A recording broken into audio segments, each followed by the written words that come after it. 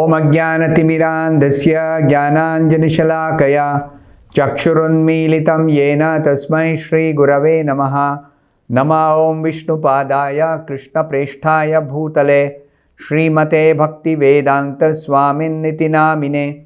Namaste Saraswate Deve Gauravani Pracharine Nirvishesha Shunyavadi Paschatya Deshatarine. Jaya Shri Krishna Chaitanya Prabhu Nityananda Shri Advaita Gadadhara Srivasadi Gaura Bhakta Vrinda. Hare Krishna Krishna Krishna Hare Hare Hare Rama Rama Rama Hare Hare. Om Namo Bhagavate Vasudevaya. Narayanam Namaskritya Naram Chaiva Narottamam Devim Saraswatim Vyasam Tato Jayam Mudirayet. In this session, we'll be discussing from the 44th verse of the 7th chapter of the first canto of Srimad Bhagavatam. Sarahasyo dhanurvedaha savisargopasamyamaha astragramascha bhavata shikshito yad anugrahat. The meaning of this verse is, it was by Dronacharya's mercy that you learned the military art of throwing arrows and the confidential art of controlling weapons. Sarahasyo dhanurvedaha. So Srila Prabhupada explains in the purport, Dhanurveda or military science was taught by Dronacharya with all its confidential secrets of throwing and controlling by Vedic hymns.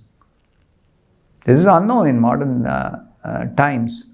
Control a weapon after releasing it by mantra, sound. Gross military science is dependent on material weapons, but finer than that is the art of throwing arrows saturated with Vedic hymns which act more effectively than gross material weapons like machine guns or atom bombs. See the difference? That art or the science is lost now. It's not there. The control is by Vedic mantras or the transcendental science of sound. Vedic mantras, they are not ordinary sounds. The sound can be used to direct a weapon, to control a weapon, to target a particular person when you release a weapon. Just like if a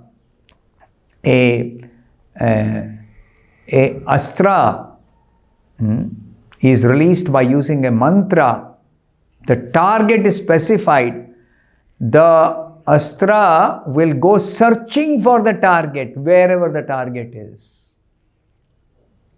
That is lost now. That science is lost.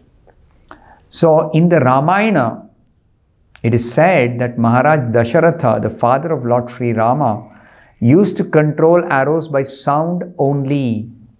He could pierce his target with his arrow by only hearing the sound without seeing the object.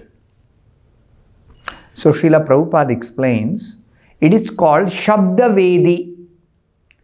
Just like I cannot see where is a bird, but the bird is chirping.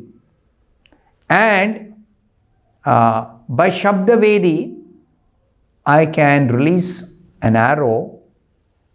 It will go wherever the bird is by the dint of the sound the bird is making. And it will go and kill that bird. So this is called Shabdavedi. Now Maharaja Dasharatha used it. He knew this science and he used it. And once he made a mistake of, instead of killing a animal in the forest, he killed a boy, one brahmachari. It is described in the Ramayana Because that brahmachari had come, he was taking his parents on a pilgrimage, and they were old. He was carrying them in a palanquin, and when they were thirsty on the way, so he stopped and he went to fetch water. So he went looking for a water source, and he found a pond with clear water. So he tried to take some water in a pot. So when he dipped that pot in the pond to get water, it made sound, and this Dasharatha was actually hiding. And when he heard that sound, he thought, here is some animal that has come to drink water in the pond. So he released an arrow aimed at whoever was actually making that sound while fetching water or drinking water. And the arrow went and actually pierced that brahmachari. His name was Shravan Kumar, that described in the Ramayana. And Shravan Kumar almost immediately was killed by that arrow released by Dasharatha. Then Dasharatha, after having released the arrow, when he heard a human being is crying out, then he went and saw, oh, I have killed a brahmachari. He never intended to kill a brahmachari, no. But he mistook by the sound of that pot he was trying to fill. He mistook that sound to be the sound of an animal drinking water. And because he knew the signs, without seeing the target, he actually shot the arrow, Shabdavedi, and it went and pierced that target, the brahmachari who made that sound while filling the pot. So when he came and saw, he was very, very repentant. Then, just before that boy died, he said, my parents are waiting nearby, they are elderly, they are in a palanquin, so kindly give them water, they are very thirsty. So this Dasharatha, and saying this, he died. Dasharatha took that pot of water and actually went to give that water to nearby. He saw a palanquin and two elderly people, obviously the parents of that brahmachari, Shravan Kumar, were sitting, and he went and tried to give them water. Then they asked, who are you? He said, I am actually a king and I had come for hunting, and I am very sorry to inform you that by mistake, instead of killing an animal, I killed your son. So I have come to give you water. Then they were extremely aggrieved, because the only son, they were dependent on him. And they cursed this Dasharatha that even Dasharatha would die being aggrieved by the loss of his son.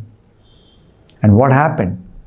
Because of that curse, Dasharatha, at the time of coronation of Lord Ramachandra, his eldest son, he was obliged to his youngest queen, Kaikeyi, that she demanded that Rama be banished, sent to the forest in exile 14 years, and that her own son Bharata be enthroned as the king. And because Dasharatha was bound by a promise to this queen Kaikeyi, he had to actually fulfill that promise. And then even though he was reluctant, when Rama came to know that his father had promised his stepmother, so he agreed to actually fulfill that demand of his stepmother, because he wanted to keep his father's promise intact.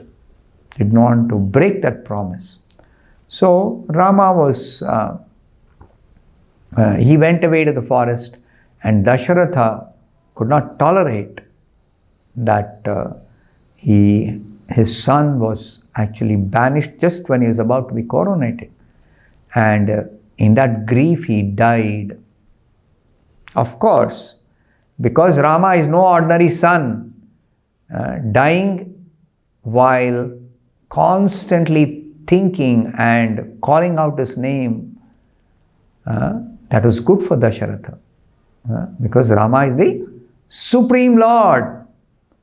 So that was his blessing, that he got the Supreme Lord as his son. And therefore, even if whatever be the case, he was actually fortunate. But still, Dasharatha did commit a grave mistake by not properly utilizing the Shabdavedi. So they knew this science, and that's how Arjuna was taught all this by Dronacharya. The science called Dhanurveda. It is one of the Upavedas. Dhanurveda, Ayurveda, Sthapatya Veda, Gandharva Veda, the science of dance and music, the science of architecture. That's how they used to build beautiful temples, nice gopurams, nice vimanam, very intricately carved, exact dimensions, etc. So all these sciences are there in the Vedas. Upaveda, it is subsidiary, because the main subject matter of the Vedas is Brahma Vidya, Atma Vidya, spiritual science. Krishna says in the Bhagavad Gita, Adhyatma Vidya Vidyanam. So don't be carried away by some subsidiary subject matter of the Vedas, because the main aim of the Vedas, Vedaischa sarvair ahameva vedyam, the Vedas' ultimate goal is to know or understand Krishna. So this is very important. As I mentioned earlier in a previous session, that Chaitanya Mahaprabhu teaches us the main teaching of the Vedas is, who am I, who is Krishna, and what is my relationship with Krishna. This is the ultimate goal of life, to re-establish our lost relationship with Krishna in devotional service. In devotional service. So that way,